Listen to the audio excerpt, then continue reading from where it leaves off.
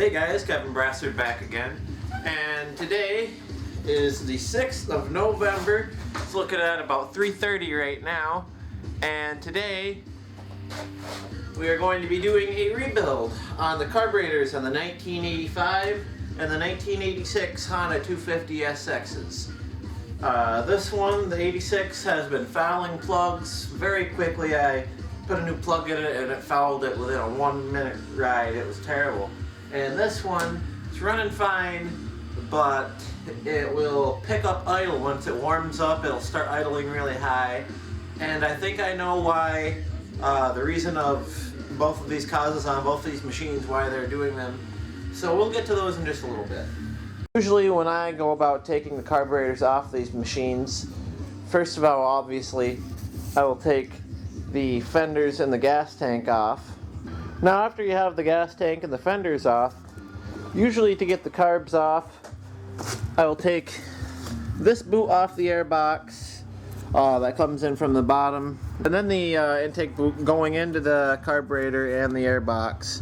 And then that gives you a lot more room to wiggle the carb out, because these carbs, they can be a little tricky to get out. They're tucked right in there. You want to loosen up your clamps, obviously on your carb. Take those boots off first. Then usually I'll go about loosening up, unhooking your throttle cable.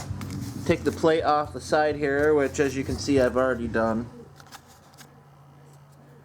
Then right down here, you'll see this. You can lift this right up here, unhook your throttle cable. Then after that, you pretty much just gotta wiggle it out. Oh yeah, and don't forget about your choke as well.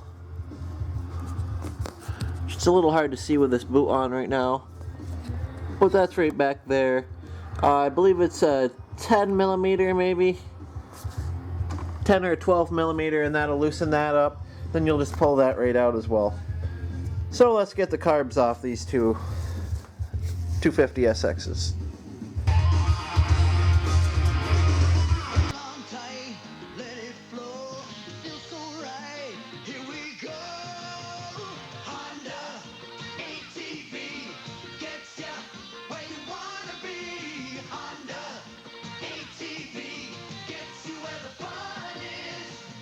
Makes a complete line of ATVs for doing all kinds of things, especially having all kinds of fun.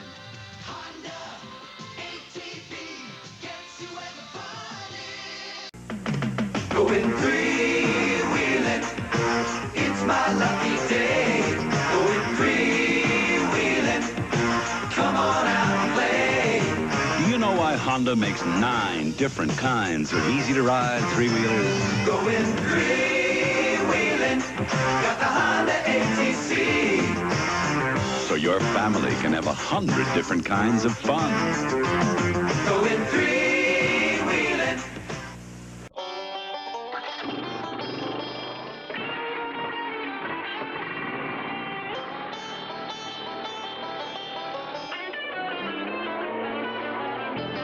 When it comes to three-wheelers, the choice is simple. Whether you're picking for work or picking for play, just pick the Honda ATC. Follow the leader, he's on a Honda.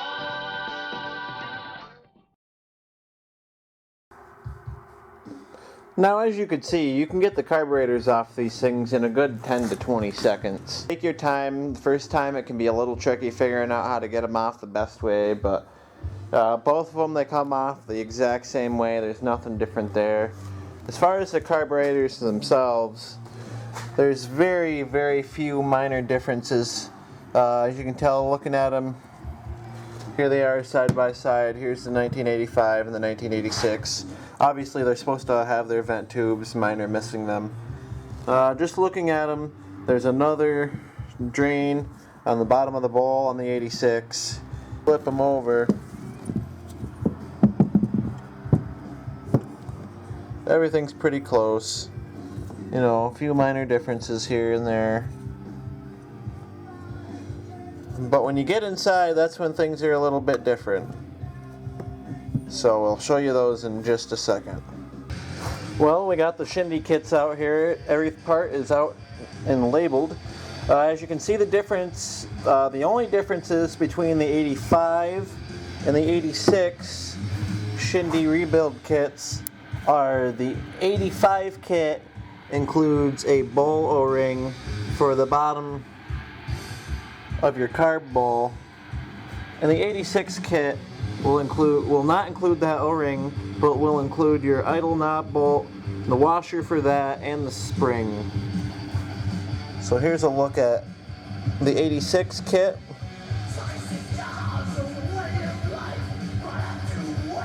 And the 1985 kit.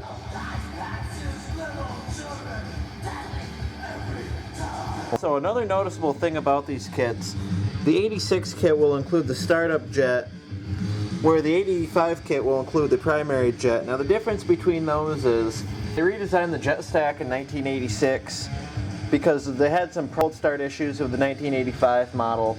So they put a startup jet in the middle of the jet stack, which I'll show you that in just a second. Starting disassembly, the first thing you're going to want to do is take your pilot screws out. Noticed I mentioned my problem earlier where the one's fouling plugs and my other one was skipping up on the idle when it would warm up. Well, I think I've discovered my problem. Both of my carburetors were missing the O-rings that go on the bottom of the pilot screws. So I believe that's my problem with both of my machines. So hopefully I'll be able to solve that with these carb rebuilds.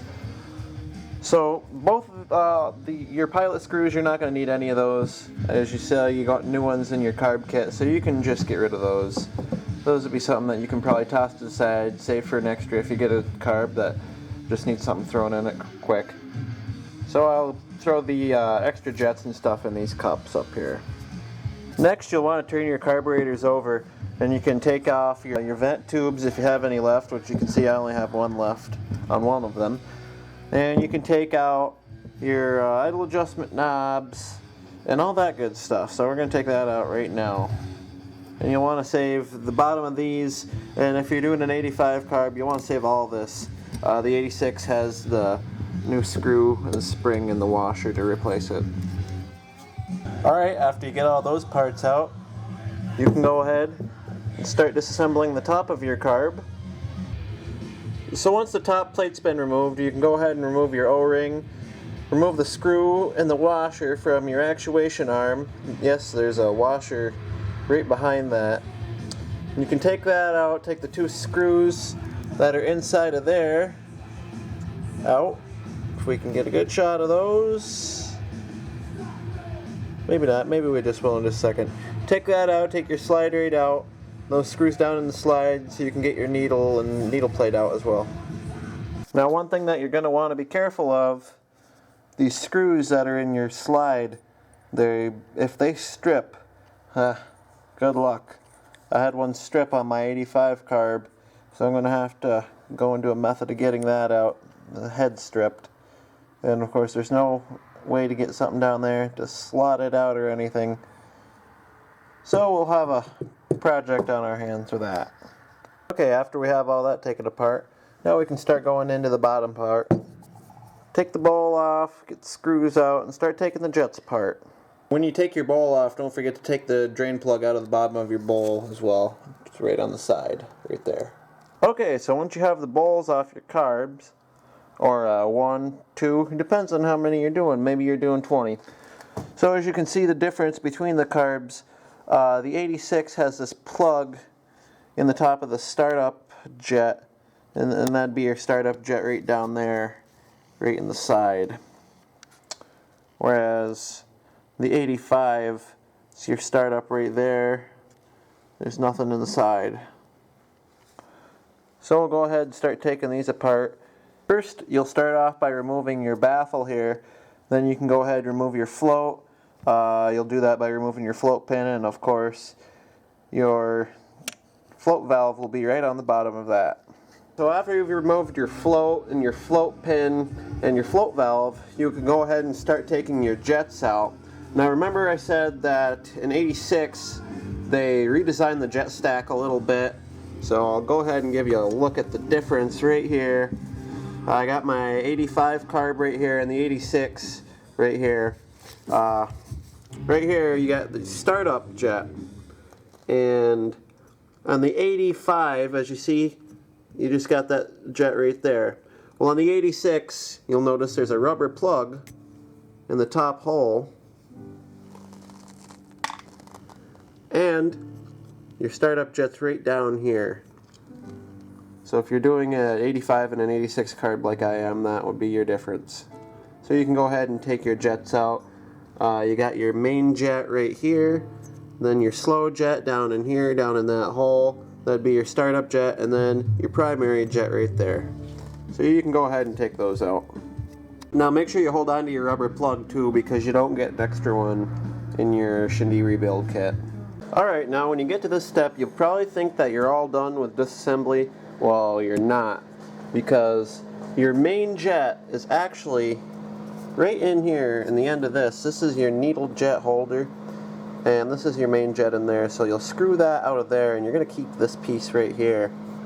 Then inside your carb, you'll find your needle jet and your main nozzle. Right there be your needle jet, then your main nozzle back there. Now to get those out, on my 86 carb, they come out pretty easy because I've had them out before. So tip them upside down, and that's what they'll look like. Your needle jet, your main nozzle right there. To get them out, you could maybe just able to stick your finger in there and push down on them. Give them a little downward pressure. They might come out. And mine's stuck a little bit, so I'm going to have to tap on it with something or push it down with something. Just, don't, obviously, use common sense with it. Don't go sticking something that's going to be damaging the inside of your carb down in there and jabbing and destroying it. Just do it nice and gentle and it'll come out. Alright guys, so once you get your main nozzle and your needle jet holder and your needle jet all taken care of, then you're all done disassembling your carbs.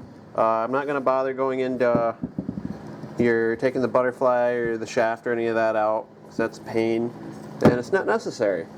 So you can go ahead and whatever method you'd like to do to clean your carb. You're going to want to obviously soak and clean up every part that you're going to be reusing. Clean is the key when you're working with a fuel system. So we'll get back to you guys when we're reassembling. Okay guys, after you've got all your parts cleaned and let them soak, I let mine soak. They're in there for about a week because this is the first time I've gotten to work on it again. And I'll clean them up really nice. I wiped everything down. I didn't do any bead blasting or anything on any of my parts. I'm kind of just doing this tutorial based on, just your normal average mechanic that might just want to get this done real quick and get out riding again. So I didn't bead blast, I just let it soak in the carb cleaner, and I cleaned it up with a little brake clean and got some of the dirt off with a wire brush, and everything's looking really nice and clean now. All my parts over here. The first step that you're going to want to do, is take your bowl, then you can install your new bowl gasket, and then you can install your O-ring on your drain plug, which is right here. And you can install that back in your bowl too. And remember, the 86 rebuild kits don't come with new O-rings for your bowl, which goes right there in the corner of your bowl. So you'll have to reuse your old ones, so make sure you save that if you're doing a 1986 or 87 250SX or ES carburetor. Now your bowl O-ring might seem like it has a little bit of a funky fit, or your bowl gasket, excuse me, but he mentions that it'll swell over time, so don't worry about that. It'll swell up and get a good fit in there. Okay guys, after you got your bowl gaskets and your drain plugs and everything all in, it's time to start assembling the bottom of the carb. So we can grab your needle jet holder, of course your float pin, your main nozzle, and then just about everything in your Shindy kit that's left. Now you'll start with your needle jet, and if you look at your needle jet, there's one end that's cupped, then there's a flat end. And the cupped end, which is this end right here, always goes first. And that's going to go right here in your closest hole to where your float is. Like so.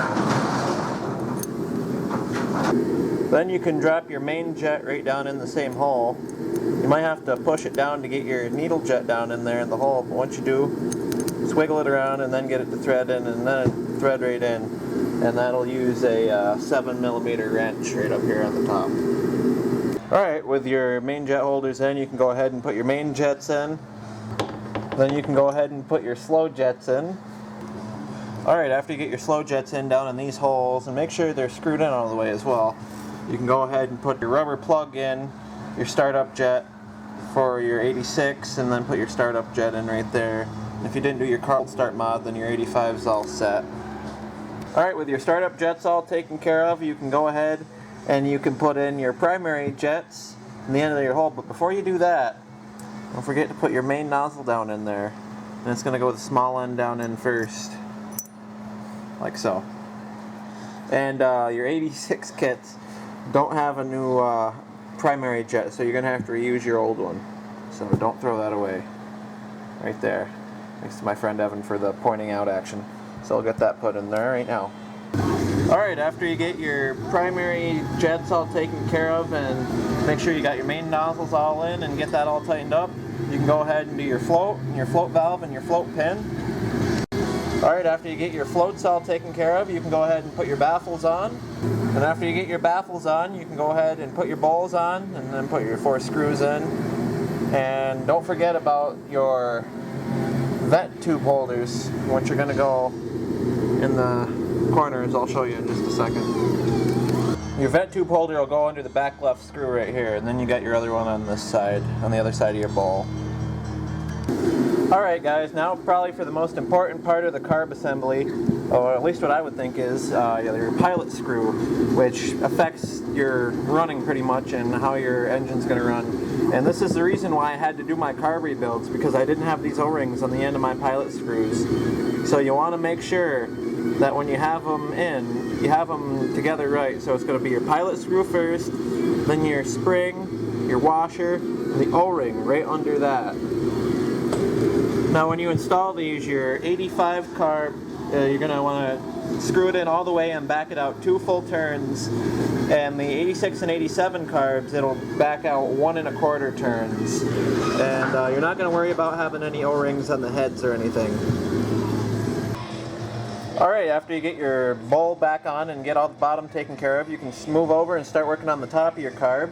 And we'll be installing your slide, your needle and your needle clip, your actuator arm, and getting that all back together. So if you look here, this is my 85 that I have yet to get apart yet. This is how everything's going to go. You'll have your needle, then your needle clip obviously, and that'll be, the stock setting is in the second groove of the needle. That's where your clip will go, and then you drop that down in. You'll put your actuator arm down on top, and then you got these your two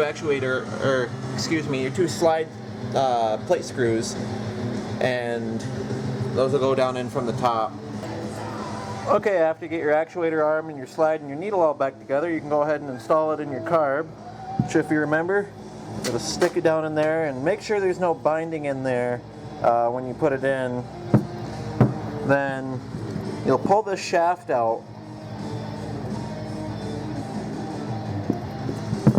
to pull that out so you can put the end of your actuator arm in and install your screw. And don't forget your washer that goes between the side of your carb and your actuator arm too, because that'll cause it to bind up as well.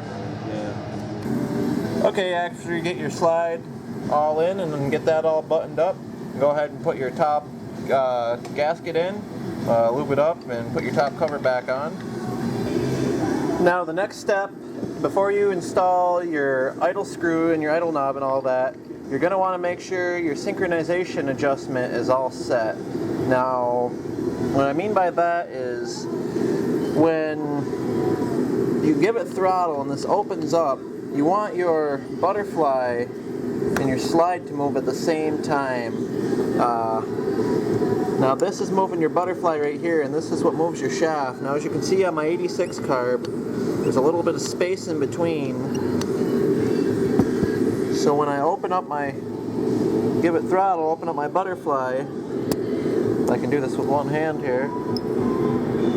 My butterfly, you can't really tell because I'm not getting light in there, but it opens just a second before my slide does. So you're going to want to just make sure these are touching. Like on my 85 carb, you can see it's not worn at all. It was just like that. So I'm going to go ahead and adjust that, then you can go ahead and put your idle screw in, get that all set. Alright, after you get your adjustment all set, you can go ahead and install your idle adjustment screw. And I put mine in until I touched the bottom of this, and I screwed it in 3 full turns. So when I put it on the machine, it'll idle a little high, then I can adjust it the way that I want it. And then you can go ahead and put your side cover back on. Install your vent tubes and your drain tube, and you'll have yourself a completely rebuilt carburetor ready to install on your machine and go for a good romp.